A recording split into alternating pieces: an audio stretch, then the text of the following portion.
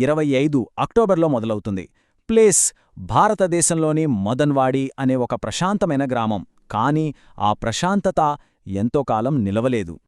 ఆ నెలలో ఒక వార్త ఆ ప్రాంతాన్ని ఒక్కసారిగా ఉలిక్కిపడేలా చేసింది. లోక్మత్ టైమ్స్ రిపోర్ట్ ప్రకారం నివాసులను దిగ్భ్రాంతికి గురిచేసిన ఒక కలవరపరిచే ఆవిష్కరణ. ఒక వంతెన కింద నీటి నుండి గుర్తు తెలియని గర్భిణీ స్త్రీ కుళ్ళిపోయిన మృతదేహం లభ్యమైంది. సో మొదటి భాగం ఒక భయంకరమైన ఆవిష్కరణ. అసలు ఆ వంతెన కింద పోలీసులకు ఏం దొరికింది? ఆ కేసు వివరాలు ఏంటో ఇప్పుడు చూద్దాం.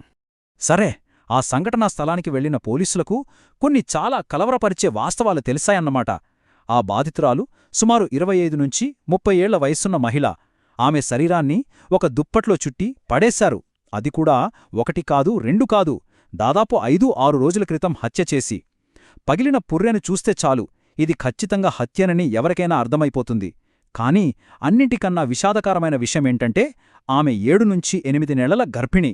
సో పోలీసులేమనుకున్నారంటే ఎక్కడో హత్య చేసి ఆధారాలు దొరకకుండా ఉండేందుకు శవాన్నిక్కడ పడేశారని అనుమానించారు. ఇక రెండవ భాగానికొస్తే రవిరాజ్ టాటూ. గుర్తు తెలియని శవం. ఎలాంటి ఆధారాలు లేని కేస్.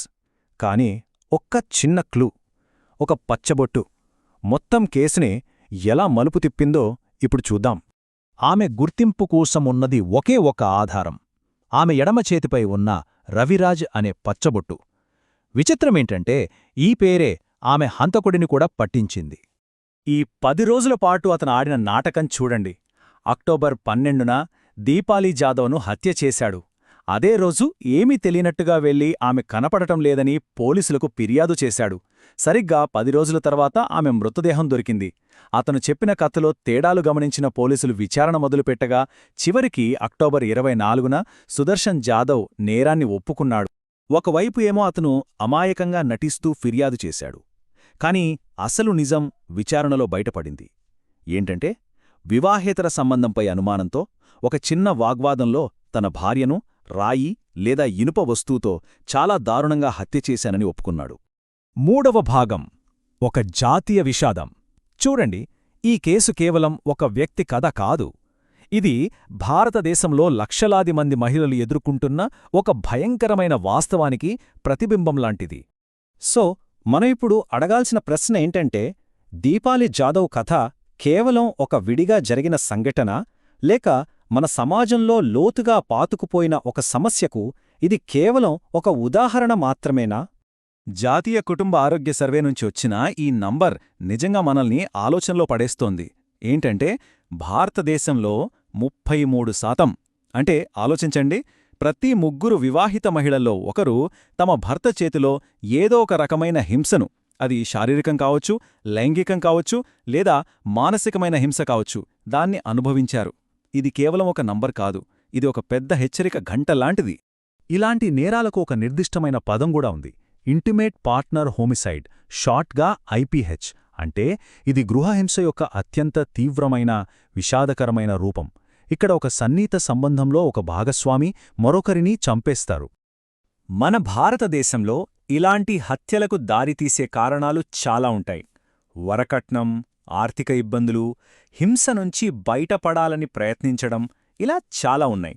కానీ ఈ లిస్టులో చివరిదొకసారి చూడండి, వివాహేతర సంబంధంపై అనుమానం. మన దీపాలి జాదవ్ కేసులో కూడా ఇదే కదా. 4వ భాగం నేరస్తుడి ప్రొఫైల్. అసలు ఇంతటి దారుణానికి పాల్పడేవారి మైండ్ సెట్ ఎలా ఉంటుంది? వాళ్ల ప్రవర్తన వెనుక ఉన్న కారణాలు ఏమై ఉంటాయి? ఇప్పుడు చూద్దాం. పరిశోధకులు గృహహింసను 2 రకాలుగా చూస్తారన్నమాట. ఒకటి సాధారణ హింస, అంటే చేతితో కొట్టడం, తన్నడం లాంటివి. రెండవది చాలా ప్రమాదకరమైనది, సంక్లిష్ట హింస. ఇందులో కర్ర, రాయి, కత్తి ఇలాంటి ఆయుధాలు వాడతారు. ఇప్పుడు దీపాలి జాదవ్ హత్యను చూస్తే అది రాయి లేదా ఇనప వస్తువుతో జరిగింది. సో ఇది నేరుగా ఈ సంక్లిష్ట హింస అనే కేటగిరీలోకి వస్తుంది. ఇది మనల్ని చాలా షాకింగ్ నిజం వైపు తీసుకెళ్తోంది. ఒక అధ్యయనంలో తేలిన ఈ సంఖ్య నిజంగా నమ్మశక్యంగా లేదు. సంక్లిష్ట హింసకు పాల్పడిన నేరస్తులలో 100కు 100%, అంటే ప్రతి ఒక్కరూ మద్యంపై ఆధారపడినవారే. ఇది యాదృచ్ఛికం కాదు కదా. అయితే కేవలం మద్యం ఒక్కటే కారణం కాదు. పరిశోధన ఇంకా లోతుగా వెళ్ళి ఒక ప్రాథమిక సమస్యను బయటపెట్టింది. అదే ప్రతికూల బాల్య అనుభవాలు. ఇంగ్లీష్లో దీన్ని అడ్వర్స్ చైల్డ్హుడ్ ఎక్స్పీరియన్సెస్ లేదా ఏసీఎస్ అంటారు. ఈ చార్ట్ ఒక స్పష్టమైన కథను చెబుతోంది. ఒక వ్యక్తి తన చిన్నతనంలో ఎంత ఎక్కువ హింసను, గాయాన్ని అనుభవిస్తాడో, అంటే వాళ్ల ఏసీ స్కోర్ ఎంత ఎక్కువగా ఉంటే వాళ్లు పెద్దయ్యాక అంత తీవ్రమైన హింసకు పాల్పడే అవకాశముంది. హింస అనేది ఒక తరం నుండి మరొక తరానికి సంక్రమించే ఒక విషవలయం లాంటిది అన్నమాట. ఇక 5వ భాగం, ఈ చక్రాన్ని ఛేదించడం. సరే, ఈ సమస్య మూలాలను మనం అర్థం చేసుకున్నాం. మరిప్పుడు ఈ హింసాచక్రాన్ని ఎలా ఆపాలి? అసలు నివారణ మార్గాలు ఏమైనా ఉన్నాయా? ఇదంతా ఎక్కడ మొదలవుతుందో చూడండి. చిన్నప్పుడు ఇంట్లో హింసను చూస్తూ పెరిగిన పిల్లల మనసులో ఆ గాయం అలాగే ఉండిపోతుంది. అదే భవిష్యత్తులో హింసకు పునాది అవుతుంది.